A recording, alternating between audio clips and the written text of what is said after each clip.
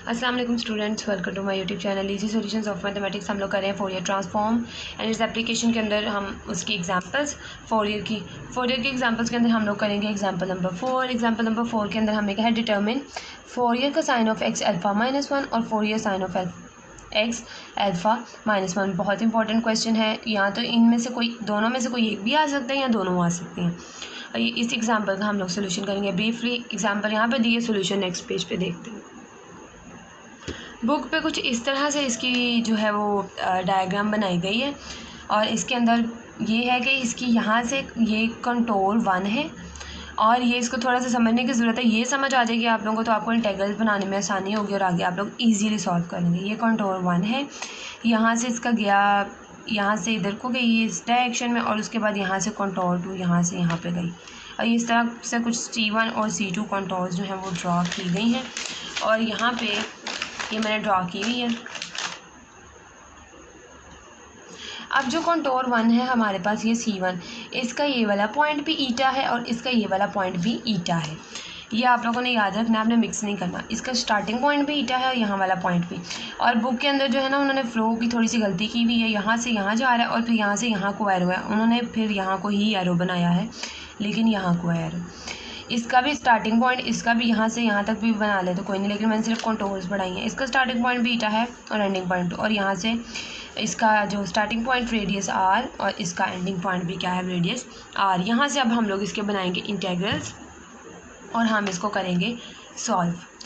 अच्छा जी, ये C1 और C2 क्या है, इसकी कंट्रोल्स हैं। अब हमने क्या करना है, सबसे पहले हमने इसको सॉल्व करना है फ्रॉम डेफिनेशन। सबसे पहले हमने एक को साइन के लिए करना है, एक साइन के लिए करना है। तो हम सबसे पहले साइन के ऊपर वर्किंग स्टार्ट करते हैं।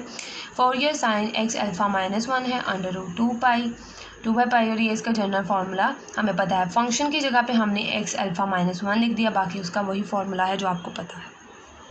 एक दफ़ा बुक पे भी देख लेते हैं, ये आपको नज़र आ रहा है। यहाँ पे मैंने बुक पे अलग से बनाई है क्योंकि उन्होंने इसको लेबल नहीं किया। आप चाहें तो इसको लेबल भी कर लें, दोनों कंट्रोल हैं। उसके बाद साइन, ये को साइन के अकॉर्डिंग फार्मूला लिख दिया और ये साइन के अकॉर्डिंग हमने इन दोनों को सॉल्व करना है। एक्स अल्फ़ा -1 एक्स की पावर अल्फ़ा -1 हमारे पास हमारा क्या है, फंक्शन है। अच्छा जी, नेक्स्ट है to calculate the integrals on right hand side. ये इंटेग्रल्स जो राइट हैंड साइड पे हैं दोनों के, ऑफ इक्वेशन 1 एंड 2, ये इक्वेशन 1 और 2 है, वही डिफाइन हमने डिफाइन किया है। f of z is equal to z alpha -1 exponent की पावर -xi। हमने कोई डेफिनेशन जो है इसको डिफाइन कर दिया है। If this is analytic in a contour C then the Cauchy theorem. अब हमने यहाँ पे कॉशी थ्योरम, जो हमने कॉम्प्लेक्स एनालिसिस में हमने थ्योरम पढ़ा था कॉशी थ्योरम, वो कुछ इस तरह से था कि होल कंटोर कंप्लीट कंटोर होते, तो ये सर्कल कंप्लीट कंटोर को और सी कंटोर को f of z dz is equal to 0 था। अब इसके अंदर हमने ये एक फंक्शन को डिफ़ाइन किया है कंटोर्स की वजह से।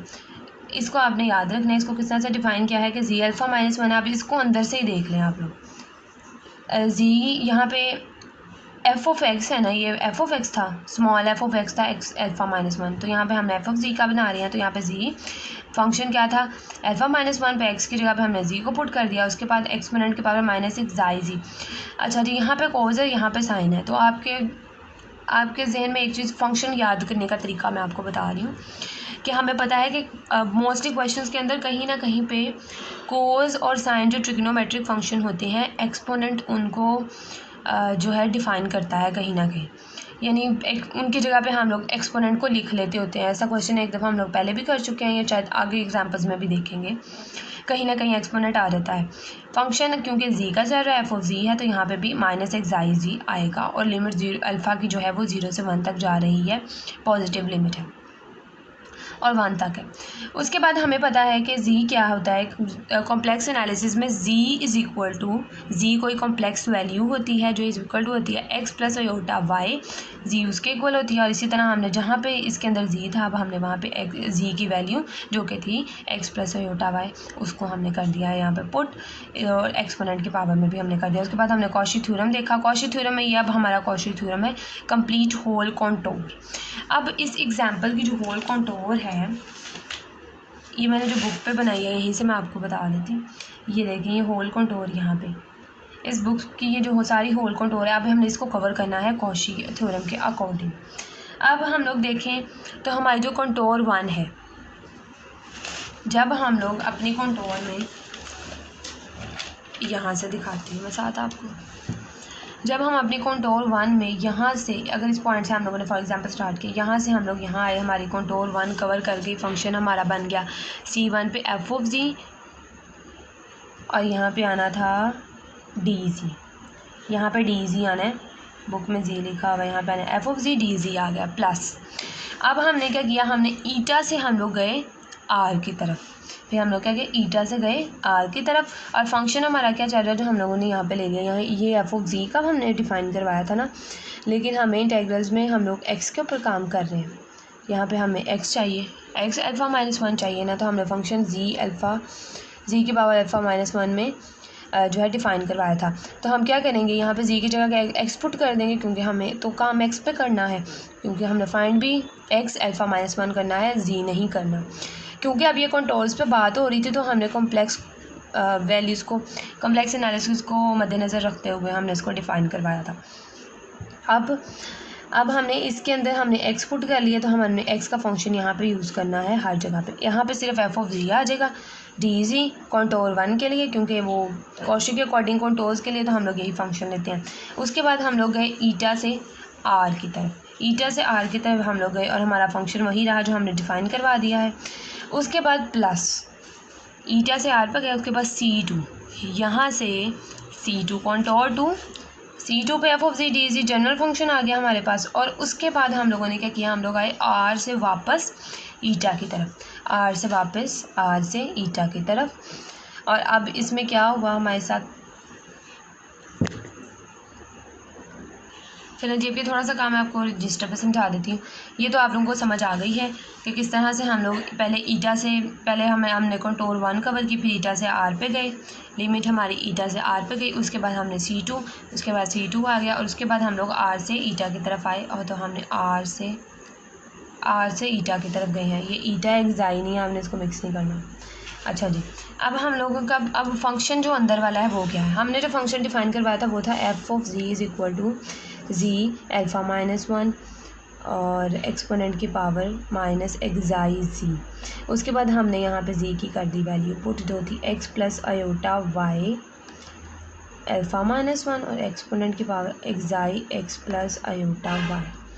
अब देखें, जब एक्साई से हम लोग आर की तरफ गए हैं, ईटा से आर की तरफ गए हैं, जब हम लोग ईटा से आर की तरफ, यहाँ पे ये C1, ईटा से यहाँ पे हम जब आर की तरफ गए हैं, तो ये हमारा एक्सिस कौन सा है, ये हमारा एक्स एक्सिस है। ईटा से आर की तरफ गए तो एक्स एक्सिस है, तो एक्स एक्सिस पे हमारे पास क्या होता है, y0 होता है। एक्स एक्सिस पे हमारे पास क्या होता है, y0 होता है। तो यहाँ पे अब हम लोग y को करेंगे 0 put, f of z is equal to x, यहाँ पे y को जब 0 पुट कर दिया तो एक्स अल्फ़ा -1 रह जाएगा, और e की पावर यहाँ पे भी जब y को 0 पुट कर दिया तो एक्साई एक्स रह जाएगा। ये हमारा फंक्शन बन गया। तो हमने जो ईटा से आर की तरफ जा रहे थे, ईटा से आर की तरफ, उसके दरमियान हमने क्या फंक्शन लिखा जो हमारा यहाँ से बना, ये वाला जो बना। अब हम लोगों का C2 ये जनरल है। उसके बाद जब हम लोग आर से ईटा की तरफ गए, आर से यहाँ पे आर से ईटा की तरफ आइए तो कंटूर C2 था। आर से जब हम लोग ईटा की तरफ आए हैं तो कौन सा एक्सिस है, वाई एक्सिस है। तो यहाँ पे हमारे पास क्या होता है, x0 होता है, x0 है। तो जब x0 है तो f of z is equal to, x को 0 करें, अयोटा वाई की पावर क्या आएगी, अल्फ़ा -1 और ई की power minus iota xi iota y, ये आ जाएगी हमारे पास वैल्यू। तो अब हमने क्या करना है, जो आर से ईटा की तरफ हम लोग जा रहे हैं, वो हमारे पास जो फंक्शन आया है वो ये हो जाएगा, ये वाला फंक्शन बन जाएगा। और जब हमारी लिमिट ईटा से आर की तरफ गई थी तो हमारा ये वाला फंक्शन बना था, ये वाला फंक्शन।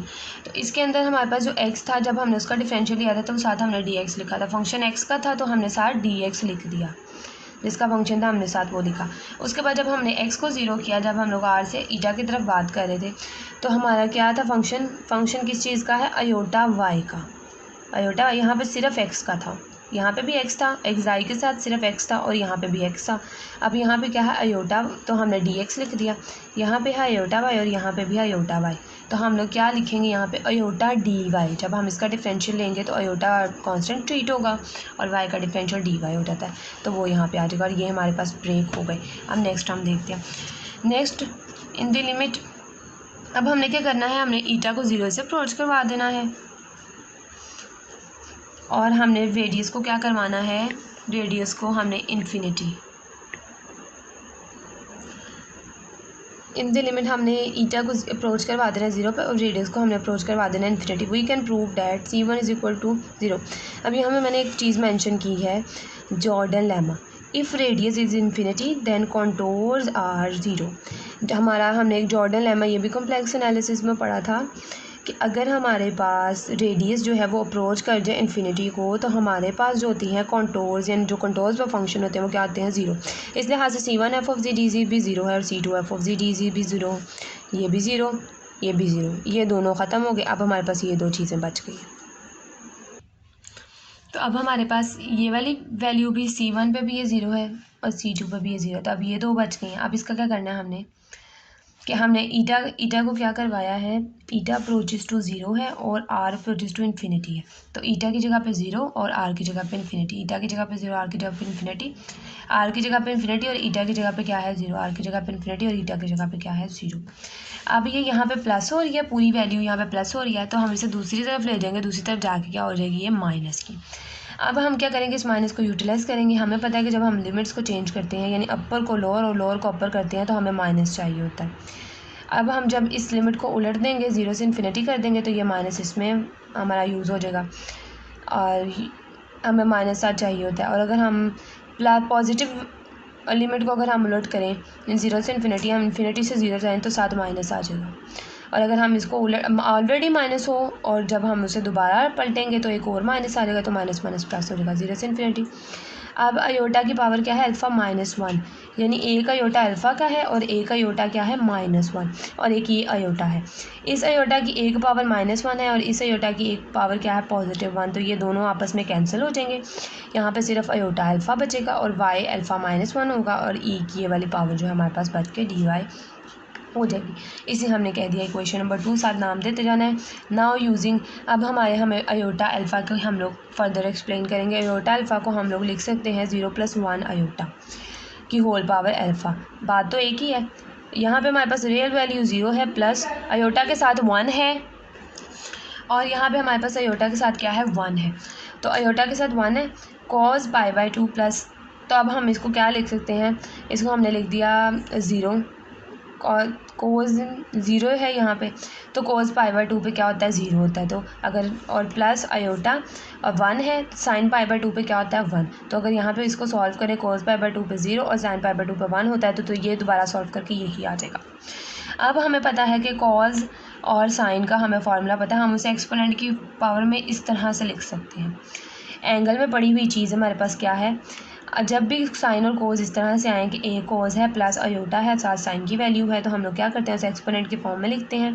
साथ अयोटा लगाया, साथ एंगल की वैल्यू क्या है हमारे पास π/2 और ऊपर क्या पड़ा है हमारे पास अल्फ़ा, तो हमने साथ अल्फ़ा लिख दिया और ये हमारे पास एक्सपोनेंट की फॉर्म में हो गया चेंज। अब हमने अयोटा अल्फ़ा की जगह पे उसकी वैल्यू को पुट कर देना। अब इस वाली वैल्यू को जब हमने अयोटा अल्फ़ा की जगह पे पुट किया तो वो इस तरह से बनेगी। यहाँ पे अयोटा अल्फ़ा की जगह हमने पुट कर दी, ये इधर है राइट हैंड साइड पे, लेफ्ट हैंड साइड पे ये और राइट हैंड साइड पे हमारे पास ये फंक्शन बन जाए, ये बन गया। अब हमने क्या किया, ये वाली चीज़ जो है इधर पॉजिटिव है, अगर हम इसको उठा के दूसरी तरफ लेके जाएँ तो इसकी पावर नेगेटिव हो जाएगी, तो ये इसकी पावर नेगेटिव हो गई, इस तरफ आ गए इसके साथ इज इक्वल टू ये क्या, यहाँ पे क्या बचेगा 0 से इन्फिनिटी y अल्फ़ा -1 और e की power minus iota एक्साई y dy, यहाँ पे ये वैल्यू बच जाएगी।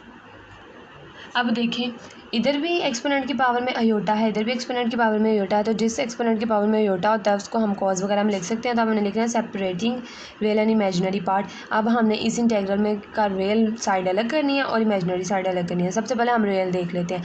एक्सपोनेंट में रियल हमारे पास क्या होगा, रियल हमारे पास होगा कॉस, इसको हम इधर ले आते हैं, ये 0 से इन्फिनिटी y अल्फ़ा -1, ताकि थोड़ा सा आप लोग बुक से भी रिलेट कर सकें, e की पावर -अयोटा। अब इसका जो अब एक्सपोनेंट की पावर हमने पीछे खोली है ना, कोस प्लस अयोटा साइन है, तो कोस प्लस कोस के एंगल में कुछ होता है प्लस अयोटा साइन होता है, तो रियल में हमारे पास कोस आएगा, कोस, और इसके एंगल में अयोटा के साथ क्या पड़ा है एक्साई y, यहाँ पे एक्साई y dy आ गया इज इक्वल टू, यहाँ पे अब हमारे पास यहाँ पे देखें e की पावर में अयोटा π/2 अल्फ़ा है साथ। अब यहाँ से हमारा कोस और आयोटा के साथ हमारे पास क्या वैल्यू पड़ी हुई है, π/2 अल्फ़ा, π/2 अल्फ़ा। ये आ गया, साथ आ गया 0 से इन्फिनिटी y अल्फ़ा -1 e की पावर x -1 x अल्फ़ा -1 आना था यहाँ पे, और e की पावर -xi और dx। इसी तरह से साइन का, इसी तरह से ये देखें कोस के लिए खुल गया यहाँ पे, और ये हमारे पास ये साइन के लिए भी बिल्कुल इसी तरह खुलेगा। यहाँ पे कॉस था, यहाँ पे साइन आ जाएगा, यहाँ पे कॉस था। ये इसका रियल पार्ट है और ये इसका इमेजिनरी पार्ट है, और दोनों से अलग अलग वैल्यूज़ निकलेंगी। अब हम लोगों ने क्या करनी है, सब्स्टिट्यूशन करनी है।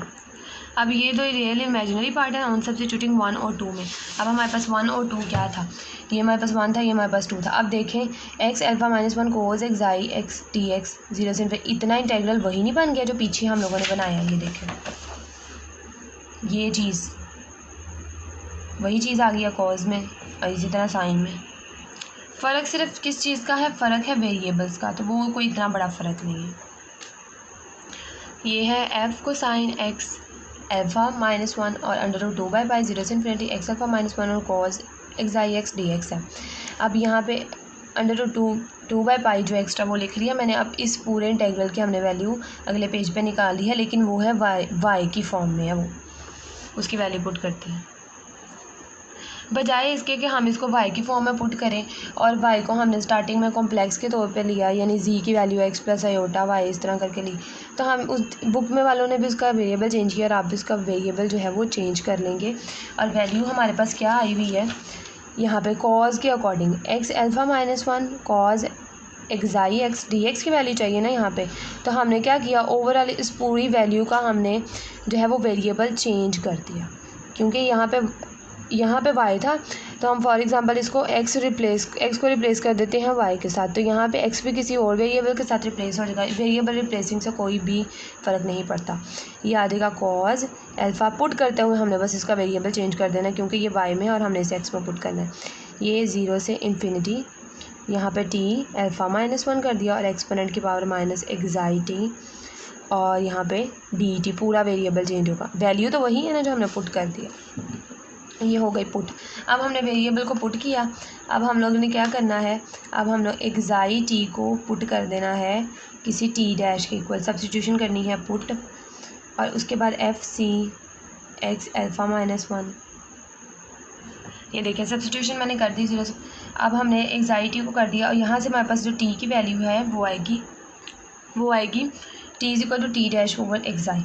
अब हमने t की जगह पे t dash over xi alpha -1 e की पावर -t डैश हो गया, यानी xi t की वैल्यू हमने पुट की थी ना, तो वो t डैश हो गया, और t की जगह यहाँ पे t की वैल्यू आनी थी, तो t की वैल्यू हमारे पास t डैश ओवर आ गई, और यहाँ पे dt की वैल्यू चाहिए, तो dt की वैल्यू हमारे पास क्या आएगी, इसका डिफरेंशियल लेंगे तो dt dash over constant value xi। ये हम लोगों ने सब्स्टिट्यूशन की यहाँ तक। उसके बाद हमारे पास ये भी वैसे। यहाँ से अब हमने क्या किया, यहाँ पे xi कांस्टेंट था अल्फ़ा -1 से इंटेग्रल से बाहर, यहाँ से भी xi कांस्टेंट था, उससे भी बाहर ले आए, और यहाँ पे t डैश की पावर अल्फ़ा -1 और e -t डैश dt हमारे पास बच गया। √2/π cos अल्फ़ा पाई ये आ गया, और यहाँ पे हमने क्या किया, इसके नीचे 1/xi अल्फ़ा बच गया। 0 से infinity t dash alpha -1 e की power -t dash dt dash. अब ये हमारे पास बन गया t डैश की पावर अल्फ़ा -1, सेम बुक वाला बन गया। इस पूरे फॉर्मूले को हम लोग लिख सकते हैं गैमा अल्फ़ा की फॉर्म में, गैमा ऑफ अल्फ़ा की फॉर्म में हम इसको लिख सकते हैं। यहाँ पे इस पूरे इंटीग्रल को हमने गैमा ऑफ अल्फ़ा की फॉर्म में लिख दिया। सेम हमने ऐसे इसको करना है।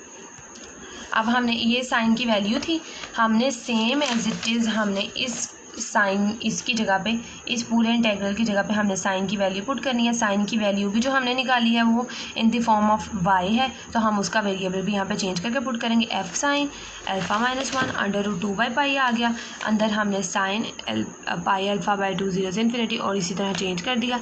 इसी तरह से हमने उसकी सारी सब्स्टिट्यूशन की, बिल्कुल सेम उन्हीं स्टेप्स के ऊपर, सिर्फ यहाँ बाहर साइन है करते हुए यहाँ पे हम लोग आ गए। यहाँ साइन पाई अल्फ़ा/2 आ गया 1/xi अल्फ़ा, और इस पूरे इंटीग्रल को हमने यहाँ पे गैमा ऑफ अल्फ़ा के फॉर्म में लिख दिया है xi अल्फ़ा। ये हमारे पास f साइन की आ गई। बुक में साइन के लिए सॉल्व नहीं है, ये मैंने आपको कर दी है, ये आप लोग देख लें, चाहे स्क्रीनशॉट ले लें चाहे नोट कर लें। और ये हमारे आगे आंसर। सिमिलरली ये प्रूफ 2 मैंने आपको दिखा दिया किस तरह से किया। होपफुली आप लोगों को समझ आई होगी। मैंने बहुत ज़्यादा डिटेल में इसलिए वीडियो बनाई है ताकि कोई कन्फ्यूजन रह ना जाए। स्टिल कोई कन्फ्यूजन है तो आप मुझसे कमेंट सेक्शन में पूछ सकते हैं। प्लीज़ वीडियो पसंद आई है तो प्लीज़ वीडियो को लाइक करें, मेरे चैनल को सब्सक्राइब करें और अपने फ्रेंड्स के साथ ज़्यादा से ज़्यादा मेरी वीडियो को शेयर करें। Thank you so much.